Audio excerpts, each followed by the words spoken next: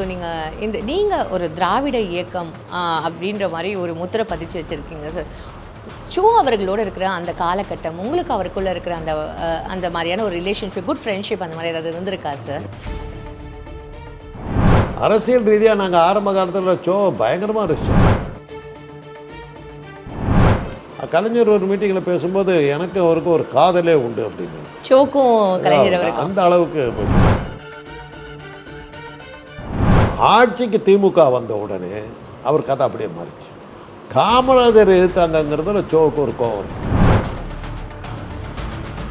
காமராஜர் மாதிரி பிராமணர் வந்து ஹெல்ப் பண்ணது யாருமே கிடையாது, ராஜாஜி கூட செய்யலை அப்படிங்கிறது ஷோவோட இது. இன்றைக்கி இருக்கிற மிகப்பெரிய தொழிலதிபர்கள் பிராமணர்களாக இருக்கிறதுக்கு காரணம் காமராஜர் ஆட்சி. படிச்சுட்டு வேலைக்கு போகணுன்னு தான் எங்களுக்கு சொல்லிக் கொடுத்தாங்க. தொழிலை உண்டாக்கி வேலை கொடுன்னு எங்களுக்கு யாருமே சொல்லிக் கொடுக்கல. இன்றைக்கி ஒன்றும் கிடையாது. Be a job seeker, don't be a job provider. இப்படி சொல்லிதான் நாங்கள் வந்து கிளார்க்காக மாறிட்டோம். அதனால தான் வடக்கத்திக்காரன் என்ன சொன்னோம், தென்னிந்தியர்கள் நல்ல கிளார்க்குங்க அப்படின்னு. இன்றைக்கி வந்து கூவ நதியில் வந்து படகெல்லாம் ஓடிக்கிட்டு இருந்துருக்கணும், தேம்ஸ் நதி மாதிரி ஆயிருக்கணும். அண்ணா சமாதிக்கிட்ட அந்த பீச்சில் வச்சு தண்ணி எப்போவுமே 10 அடி தண்ணி நிற்கிற மாதிரி எல்லாம் ரெடி பண்ணிட்டாங்க. இது வந்ததுன்னா கலைஞருக்கு மிகப்பெரிய பேர் கிடைச்சிடும். இதில் இவ்வளோ ஊழல் நடந்ததுன்னு வாரம் எழுதி தள்ளு ஷோ அவர்கள் எழுதி தள்ளி 2 ஸ்கீம் கொண்டு வந்தார் கலைஞர் அந்த டைமில். 2லேயும் மகத்தான ஊழல்னெல்லாம் சொல்லி எழுதி அந்த வீராணா இது கான்ட்ராக்ட் எடுத்த சத்யநாராயணங்கிறவர் தற்கொலை பண்ணிட்டு செத்து போனார். அப்போ யாருமே இந்த அளவுக்கு வந்து கண்டுபிடிக்கிறது மீடியாக்கள் பூராமே அவங்க கையில் இருக்குது, ஒன்றுமே பண்ண முடியல, எழுதி தள்ளிட்டாங்க. கலைஞருக்கு வந்த கோபத்தில் அதையெல்லாம் பேஸ் பண்ணி தான் சர்க்காரியா கமிஷன் போட்டாங்க. கிருஷ்ணா உடனே எம்ஜிஆர் அதை கை விட்டுட்டு கிருஷ்ணாவிலிருந்து தண்ணி கொண்டு வரேன்னார். ஏயா நமக்கு நம்ம ஊருக்குள்ளாரையே ஓடுற இந்த காவேரியிலே தண்ணி கொடுக்க மாட்டேங்கிறான், நம்ம ஊருக்கே வராத கிருஷ்ணாவிலிருந்து தண்ணி எவையா கொடுப்பான்னு கேட்டாங்க. குடிக்கிற தண்ணிக்கு ஆந்திராவை கையேற்றணும், விவசாயத்துக்கு இது கர்நாடகாவை கையேற்றணும். இதுதான் நம்ம நிலைமை. இதுக்கெல்லாம் காரணம் வந்து ஷோ. கலைஞர் தான் வில்லன். கலைஞர் மாதிரியே மேக்கப் போட்டு அவர் தம்பி அம்பின் பேர், ஓகே, அவர் வந்து கலைஞர் மாதிரியே மேக்கப் போட்டு கலைஞர் மாதிரியே பேச வச்சு கலைஞரை சீஃப் வில்லனாக காட்டு. இதெல்லாம் நடந்ததுக்கு பிறகு அந்த மது விலக்கை பற்றி அவ்வளோவெல்லாம் எழுதினார். சாராயம் குடிக்க வச்சார்னு எழுதினார். அப்புறம் தான் தெரிஞ்சது சாராய கடையெல்லாம் திறந்தபோது அதனுடைய பெரிய வியாபாரியாக இருந்தவர் வந்து ராமசாமி உடையார். அந்த ராமசாமி உடையாருடைய அந்த சாராய கம்பெனிக்கு யாரா அட்வைசர்னா சோ ராமசாமி அவருடைய பெற்றெடுத்த தந்தை சீனிவாசன் ஐயர். அப்பா வியாபாரம் பண்ணுறாரு, மகன் மதுவிலக்கை பற்றி பேசுகிறார். எப்போ மேட்ரு பெருசாக வெளியில் வந்ததுன்னா ஜெயலலிதா வீட்டில் இருந்து சசிகலா வெளியே துரத்துனாங்க. துரத்துறதுக்கு காரணம் வந்து சோ.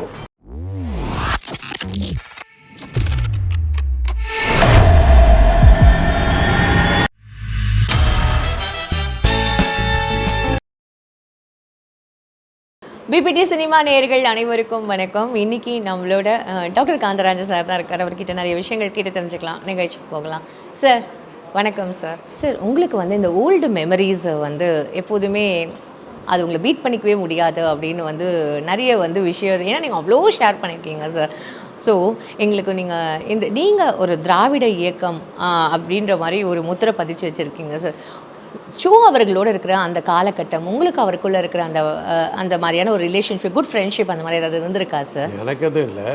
ஓகே, என்னுடைய மூத்த அண்ணனுக்கு அவர் ரொம்ப நண்பர். எங்கள் அண்ணன் ராஜாராமுக்கு அவர் நண்பர். அவங்கெல்லாம் வந்து வீட்டுக்கு வருவார், வீட்டுக்கு வந்து பேசுவார். எங்கள் மூத்த அண்ணன் வந்து அவருடைய சென்னைக்கு வந்தாருன்னா அவர் நாடகம் நடந்துன்னா என்னையும் கூட்டிகிட்டு போவார். ஓகே, கூட்டிகிட்டு போனால் அவர் கூட அந்த ட்ராமாவுக்கு போனோன்னா ட்ராமாவில் ஆக்ட் பண்ணிவிட்டு எங்கள் அண்ணன் உட்காந்துக்கிறது பார்த்துருவார். பார்த்துட்டு உடனே காஃபி வரும். அந்த அளவுக்கு அவங்க ஷோ அவர்கள், அதாவது மூத்தாண்டு பேர் வந்து ஜெய்சீலன் பேர். அவர் ரொம்ப அவ்வளோ பழக்கம்.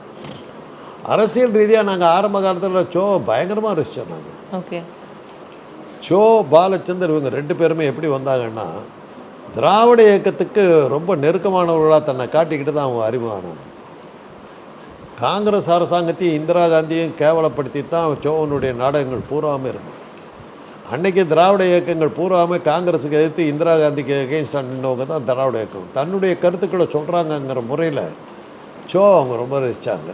கலைஞருடைய தலைமையில் தான் பல முறை நாடகங்கள் நடத்தினாங்க. கலைஞர் ஒரு மீட்டிங்கில் பேசும்போது எனக்கு அவருக்கு ஒரு காதலே உண்டு அப்படின்னு. ஷோக்கும் கலைஞர் அவருக்கும் அந்த அளவுக்கு போய்ட்டு ஆட்சிக்கு திமுக வந்த உடனே அவர் கதை அப்படியே மாறிச்சு. ஷோ அவர்கள் அப்படியே கதையை மாற்றினார். ஏன்னா காங்கிரஸோட கூட்டணியோ காங்கிரஸை உடச்சிக்கிட்டு உள்ளே வந்துட்டாங்க. காமராஜர் எதிர்த்தாங்கங்கிறதுல ஷோவுக்கு ஒரு கோவம் இருக்கும். அது நியாயமாக தானே சார் இருக்கு. ஷோவினுடைய இது பிரகாரம் காமராஜர் மாதிரி பிராமணர் வந்து ஹெல்ப் பண்ணது யாருமே கிடையாது, ராஜாஜி கூட செய்யலை அப்படிங்கிறது ஷோவோட இது. அதுவும் உண்மையும் கூட. காமராஜர் ஆட்சியில் தான் உங்களுக்கு வந்து டிவிஎஸ் வந்தது, எஸ்ஆர்விஎஸ் வந்தது, சிம்சன் வந்தது, ஈசன் வந்தது, இந்தியா சிமெண்ட்ஸ் வந்தது. இன்றைக்கி இருக்கிற மிகப்பெரிய தொழிலதிபர்கள் பிராமணர்களாக இருக்கிறதுக்கு காரணம் காமராஜர் ஆட்சி. ஆர் வெங்கட்ராவும் அவரும் சேர்ந்து தான் அவ்வளவும் பண்ணாங்க. எங்களை மாதிரி நான் பிராமின்ஸ் எல்லாம் வந்து அவங்கக்கிட்ட கிளார்க்காகவும் இதை வந்து பெரியார் கேட்டரில் படித்தாகணுன்னாருல, நாங்கள் படித்தோம். படிச்சுட்டு வேலைக்கு போகணுன்னு தான் எங்களுக்கு சொல்லிக் கொடுத்தாங்க. தொழிலை உண்டாக்கி வேலை கொடுன்னு எங்களுக்கு யாருமே சொல்லிக் கொடுக்கல. இன்றைக்கி ஒன்றும் கிடையாது. நல்லா படி வேலை கிடைக்கும், அவ்வளோதான் எங்களுக்கு சொல்லி கொடுத்தது.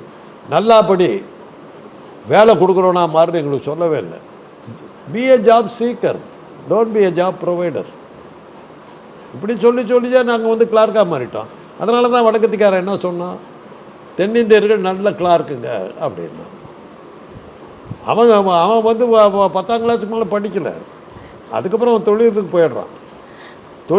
தொழிலதிபர் ஆகிடுறான். தொழிலதிபர் ஆகிட்டா அவனுக்கு யாரா சீஃப் கிளார்க்குனாக்கா நம்ம ஒரு ஆள் பாலசுப்ரமணியம் தான் நம்ம கிளார்க்கு.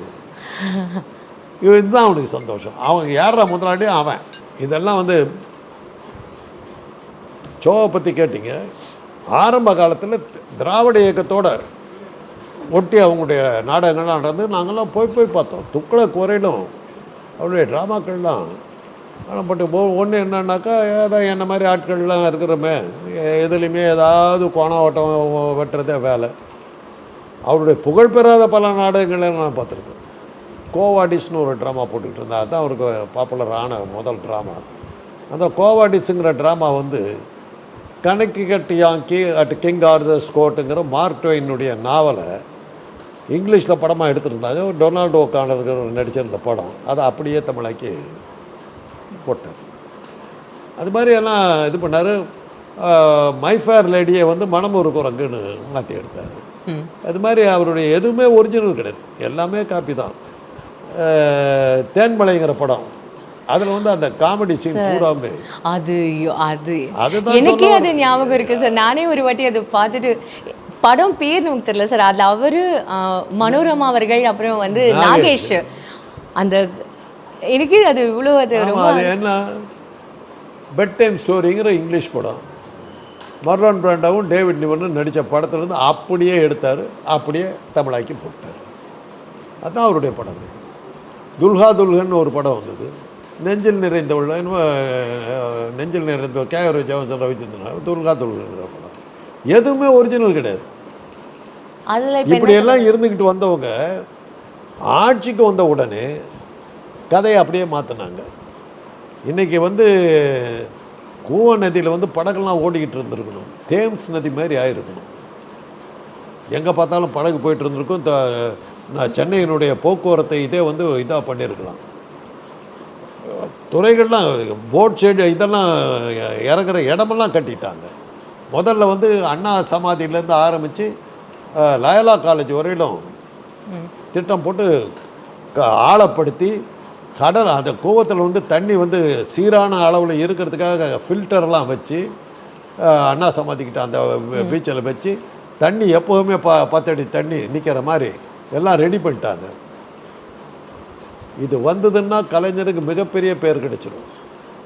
சென்னையவே மாற்றி காட்டிட்டார்னு வரும்ன உடனே இதில் இவ்வளோ ஊழல் நடந்ததுன்னு வாரம் எழுதி தள்ளினார். அவர்கள் எழுதி தள்ளி 2 ஸ்கீம் கொண்டு வந்தார் கலைஞர் அந்த டைமில். ஒன்று வந்து கூவம் சீரமைப்பு, இன்னொன்று வந்து குடிதண்ணீர் பிரச்சனையை சரியாக்குறதுக்கு வீராண ஏரியிலேருந்து குழாய்கள் போட்டு தண்ணி கொண்டு வருது சென்னைக்கு. 2லேயும் மகத்தான ஊழல்னெல்லாம் சொல்லி எழுதி அந்த வீராணம் இது கான்ட்ராக்ட் எடுத்த சத்யநாராயணங்கிறவர் தற்கொலை பண்ணிட்டு செத்து போனார். அப்ப யாருமே இந்த அளவுக்கு வந்து அன்னைக்கு கண்டுபிடிக்கிறதுக்கு வந்து இதுவே இல்லையா மீடியாக்கள் சார்? பூராமே அவங்க கையில் இருக்குது, ஒன்றுமே பண்ண முடியல, எழுதி தள்ளிட்டாங்க. கலைஞருக்கு வந்த கோவத்தில் அதையெல்லாம் பேஸ் பண்ணி தான் சர்க்காரியா கமிஷன் போட்டாங்க. அதையெல்லாம் பேஸ் பண்ணி தான் சர்க்காரியா கமிஷன் போட்டாங்க. நிரூபிக்கிறதுக்கு முடியாமல் அந்த சர்க்காரியா கமிஷன் இன்றைக்கி ஒன்று குப்பையில் கிடக்கு. திருப்பி திருப்பி கலைஞர் மேலே சொல்லுவாங்க சர்க்காரியா கமிஷன் ஊழல்வாதினாங்க. ஒரே ஒரு டான்சி வழக்க போட்டு ஜெயலலிதா ஜெயிலில் தள்ளிவிட்டாங்க. அந்தமா ஊழல் இல்லை.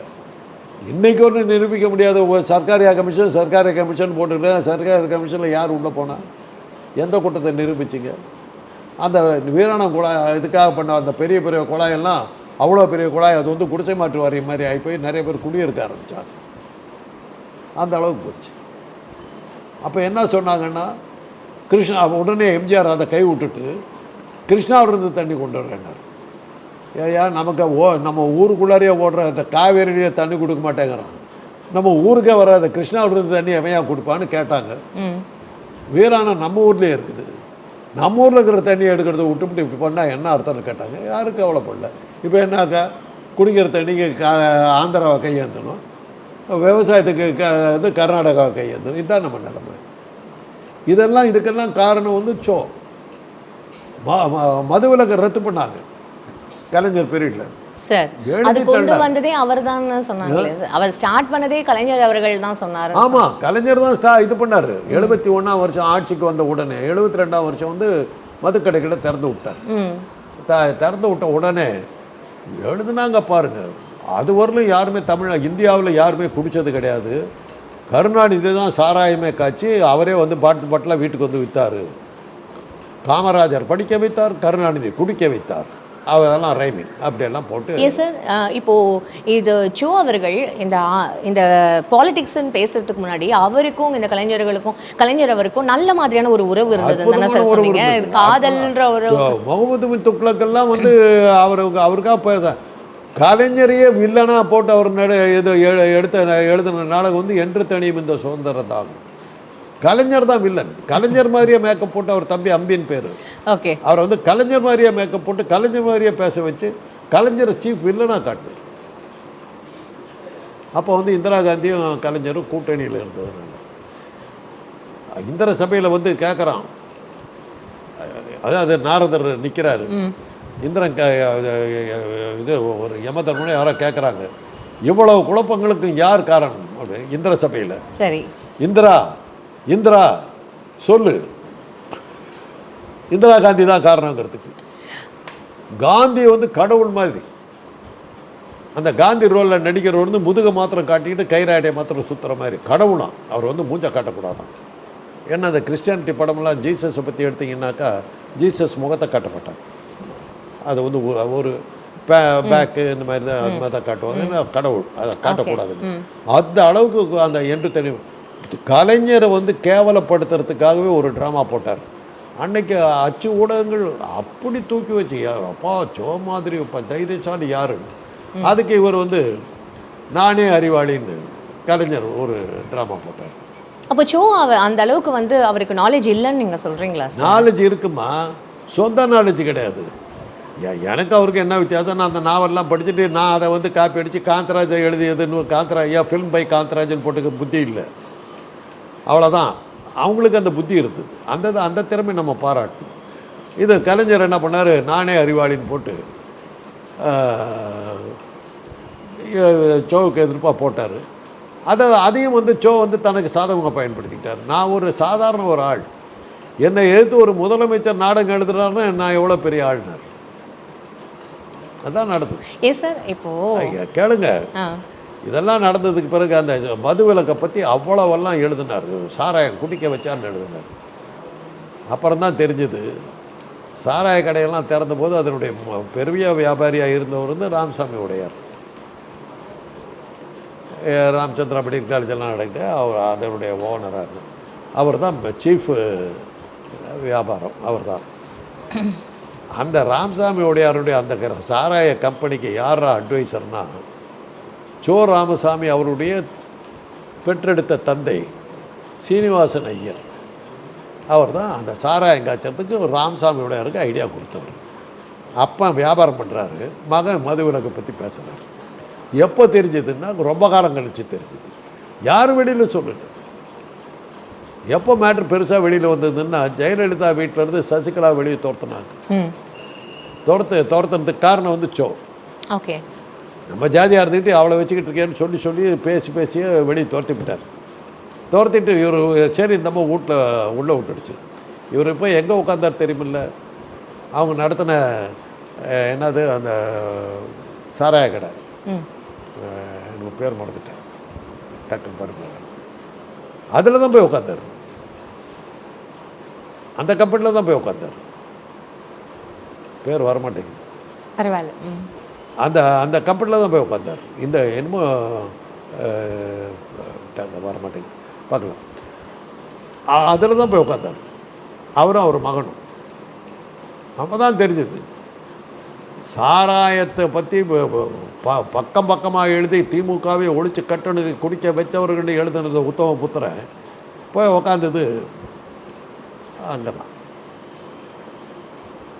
இது மாதிரி வெளிவேஷம் இதெல்லாம் வந்து பார்த்திங்கன்னா மேஜர் சுந்தரராஜன் போன்றவர்கள்லாம் அவங்கெல்லாம் அவங்க இனத்தை சேர்ந்தவர் தான் இருந்தால் கூட சோவை பற்றி பேசும்போது ஒரு போலித்தனமான மனிதன் எங்கள் இனத்துக்கே கேவலம்னா மேஜர் சுந்தரராஜன். ஆமாம் சார் அவங்களாம் ஒன்றாவே ட்ராவல் பண்ணுவாங்கல்ல, ஒன்றாவே ட்ராமாவெலாம் ஆக்ட் பண்ணுவாங்க. படத்துலலாம் கூட எவ்வளோ படத்தில் நடிச்சிருக்காங்கல்ல சார் அவங்கலாம். பச்சையாக சொன்னார், யோக்கியனே கிடையாது, அத்தனையும் பொய்யுங்க. அதே மாதிரி தான் கே பாலச்சந்தர் வந்து ஆரம்பத்தில் எப்படி பிரபலானார் தெரியுங்களா? அவருடைய படத்திலெல்லாம் ஆரம்ப கால படங்களை பார்த்தீங்கன்னா ஏதாவது ஒரு இடத்துல அண்ணாவை காட்டுவார். அண்ணாவை வந்து உயர்த்தி காட்டிக்கிட்டே இருப்பார்.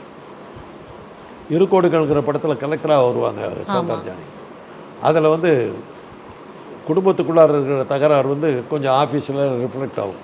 கலெக்டர் கூப்பிட்டு பேசுங்கன்னுவாங்க. கலெக்டர் வந்து யார்கிட்ட பேசுவாங்கன்னு அண்ணா கிட்ட பேசுவாங்க. படத்தில் அந்த மாதிரி காமிப்பாங்களா ஒரு சீன்? அண்ணா கிட்ட தான் வந்து பேசுகிற மாதிரி, அண்ணா மாதிரியே குரல் வச்சு பேசி அது மாதிரி அண்ணா, அதாவது திராவிட இயக்கத்தோடு ஒட்டி போகிறவங்கிற மாதிரி காட்டி தான் அவங்களாம் பாப்புலர் ஆனால் பாப்புலர் ஆகிறதுக்கு திராவிட இயக்கத்தை பயன்படுத்திக்கிட்டாங்க. அப்புறம் கேவலப்படுத்துறது அவங்க தான் பண்ணாங்க. எங்கள் ஆட்களையெல்லாம் வச்சு ட்ராமாலாம் ஓட்டிட்டு எங்கள் முதுகில் அடித்தது அவங்க. அதுதான் சொல் குடிக்கக்கூடாதுன்னு சொல்லுவார், காய்ச்சறது அவர் தான் காய்ச்சுவார். அவர் ஒரு அரசியல் சாணக்கியராக தானே சார் பேசப்பட்டார். இப்படியெல்லாம் தான் அவர் என்ன சார் எம்ஜிஆருக்கும் அவருக்கும் எப்படி சார் அந்த மாதிரியான ஒரு அப்படி ஒரு வலிமையான ஒரு ரிலேஷன்ஷிப் தானே? திமுகவாக இருந்த காலத்தில் எம்ஜிஆர் அவர் பயங்கரமாக படி வாங்கினார். எம்ஜிஆர் வந்து சோ ஒரு வழி பண்ணிட்டார். குமரி கோட்டம்னு ஒரு படம்மா, 71 எலெக்ஷன். சோ வந்து திமுகவை இப்படித்தான் கேவலப்படுத்தி பண்ணுறாருன்னு இல்லை, காமராஜர் ராஜாஜி கூட்டணி சோ வந்து ஒரு அவங்களுக்கு அவ தான் பிரதான ஸ்பீக்கர். அது என்ன பண்ணார், அப்போ பீச்சில் ஒரு கூட்டம் போடுறாங்க, சோ பேசுகிறாரு, 3 லட்சம் பேர் உட்காந்துருக்காங்க சார். அவ்வளோ இது அண்ணா இதுகிட்ட கலங்கரை விளக்கத்துக்கிட்ட ஆரம்பிச்ச கூட்டம், அங்கே மேடை அண்ணா சமாதி வரலும் ஜனங்க பத்திரிக்கிட்ட எழுதிட்டாங்க. 67 வந்த திமுக 71 அழிந்தது, திமுக முடிஞ்சு போச்சு அப்படின்ட்டாங்க. அப்பேற்பட்ட க்ரௌடு. ராஜாஜன் காமராஜர் ஒரு மீட்டிங்கில் ஏறி பேசுகிறாங்க, அதே க்ரௌடு. ஓகே. எந்த அளவுக்கு அவங்க நம்பிட்டாங்கன்னாக்கா, அன்றைக்கி சீஃப் செக்ரட்டரியாக இருந்த ராயப்பா ஆட்சி காமராஜர் தான் வரப்போகிறாருன்னு முடிவு எடுத்துக்கிட்டு 71 எலெக்ஷன் முடிஞ்சிருச்சு, கவுண்டிங் ஆரம்பிக்க போகுது. கவுண்டிங் ஆரம்பிக்கிறதுக்குள்ளார முந்திக்கிறாராம். காமராஜருக்கு போய் மாலையெல்லாம் போட்டு, நீங்கள் தாங்க சீஃப் மினிஸ்டராக போகிறீங்க, பதவி ஏற்பு விழாவெல்லாம் எங்கே வச்சுக்கணும், அதெல்லாம் சொன்னீங்கன்னா நாங்கள் ஏற்பாடு பண்ணிவிடுவோம், அதெல்லாம் கேட்டுட்டு வந்துட்டார். காலைல 9 அதெல்லாம் முடிஞ்சு போச்சு. ஓட்டு எண்ணிக்கை ஆரம்பித்து 2 மணி நேரம் ஆகுது. பார்க்குற இடத்துலலாம் திமுகங்கிறோம். 234 தொகுதிகளில் 183 தொகுதியில் திமுக வச்சு கருத்து கணிப்பு என்ன ஆச்சுன்னு தெரியும். இவங்களாம் உருவாக்கின கருத்து. அன்னைக்கு தான் கருத்து கணிப்பு ஒரு ஃப்ராடுங்கிறது எஸ்டாப்ளிஷ் ஆச்சு. இவ்வளவு காரணம் அச்சு ஊடகங்கள் இப்படியெல்லாம் ஒரு சீன் போட்டாங்க, அப்படியே கதை கந்தலாச்சு. சரி சார், இந்த எம்ஜிஆர் அவர்களுக்கும் அதுதான் அந்த டைமில் குமரி கோட்டம், அந்த டைமில் 71 எம்ஜிஆர்லாம் எலெக்ஷன் நிற்கிற டைம், அவங்களாம் நிற்கிறாங்க. யாருக்கு அதிமுகவுக்கு தான் திமுக அப்போ அதிமுக கிடையாது. ஆரம்பிச்சு திமுகவில் நிற்கிறாரு. குமரிக்கோட்டம் படம் அப்போ தான் ரிலீஸ் ஆகுது, இந்த எலெக்ஷன் டைமில் ரிலீஸ் ஆகுது. அதில் ஒரு சீனில் என்ன பண்ணிட்டாரு, 2 பேரும் பேசிக்கிற மாதிரி எம்ஜிஆர் பிரமாதமாக எடிட் பண்ணிட்டார். ஷோவை கிண்டல் பண்ணி டயலாக் அவர் பதில் சொல்கிறார், பேங்கிற முழிக்கிற மாதிரி பதில். அந்த ஷாட்டில் எடுத்தது வேறு, இவங்க நடித்த சீன் வேறு. எடிட்டிங்கில் என்ன பண்ணிட்டார், தன்னுடைய டயலாக் பூரா மாற்றி அவர் வளர்கிற மாதிரி பல கட்டங்கள் வர்றதை வேறு டயலாக் போட்டு இது பண்ணிட்டார். அந்த சீனில் ஷோவை பார்த்து கிண்டல் பண்ணி சிரிக்காதவங்க அந்த மாதிரி பண்ணிட்டார். அதுக்கு தான் ஒரு வார பத்திரிகை எழுதுனாங்க, எடிட்டிங்கில் இப்படி அவரை ஏமாத்துறது நியாயமா, நேர்மையாக பண்ணீங்க அப்படின்னு சொல்லி எம்ஜிஆர் கிண்டல் பண்ணாங்க. அப்புறம் என்ன பண்ணார், நீரும் நெருப்புங்கிற படத்தில் அவர் தான் ஃபுல் காமெடியன். ஷோ தான் டபுள் ஆக்ஷன் தானே? இல்லை எம்ஜிஆருக்கு டபுள் ஆக்டு. அந்த ஃபுல் படத்துக்கும் காமெடியன் ஷோ. படத்தில் ரிலீஸ் பண்ணும்போது என்ன பண்ணிட்டாரு, காமெடின்னு அவர் கிடையாது, தேங்காய் சீனிவாசன். ஒரே ஒரு சீனில் எம்ஜிஆர் மாறு வேஷத்தை ஒரு ட்ராமா போடுற மாதிரி வரும், பக்கத்தில் நின்று ஆமாம் அப்படின்னு சொல்கிற ரோலில், அந்த ரோலில் ஷோ ஒரே சீன். காரணம் என்ன சார்? பழி வாங்கினார். பார்த்தா தியேட்டரில் ஓன்னு கலாட்டா. அதுக்கு ஷோ என்ன இது பதில் எப்படி கொடுத்துட்டாருன்னா, சினிமாவில் நடித்ததில் உங்களுக்கு மிக அதிகமாக பணம் கிடைத்தது எந்த படத்தில் அப்படின்னும்போது நீரும் நெருப்பும் படத்துகள் தான் எனக்கு கிடைச்சது அப்படின்னாரு. எப்படின்னாக்கா 5 நிமிஷம் வருவேன், முழு பணமும் கொடுத்தாங்க அப்படின்னாரு. அவர் படித்தவங்க போலித்தனமான மனிதர்கள் ஒன்று கூட ஒரிஜினல் கிடையாது. போலித்தனம். ஊருக்கு உபதேசம் பண்ணாங்க, மாட்டிக்கிட்டார். கடைசி காலத்தில் அவரை பற்றி பூராமே வெளியே வந்துருச்சு. என்னைக்கு அந்த மது கடையில் போய் அவர் உள்ளே நுழைஞ்சாரோ சசிகலா இதில், அன்னைக்கு வெளியே வந்தது. அது வரைக்குமே அவர் அப்போ க்ளீன் ஸ்லேட்டாக தான். அதுக்கு முன்னாடியே எமர்ஜென்சி காலத்தில் தன்னுடைய பத்திரிகையை நிறுத்திவிட்டார். ஓகே. மற்றவங்களாம் இப்போ கோயங்கா போன்றவர்களாம் நீ என்ன பண்ண பார்த்துக்கலான்னு இந்திரா காந்தி அப்போஸ் பண்ணாங்க. ஓகே. அப்போஸ் பண்ணுற மாதிரி நடிச்சுவிட்டு தர்மத்தின் வாழ்வுதனை சூதுக்கவும் மறுபடியும் தர்மம் வெல்லும் அப்படிங்கிற மாதிரி போட்டுட்டு ஓட்டிகிட்டு போயிட்டார். பத்திரிகை நிறுத்தி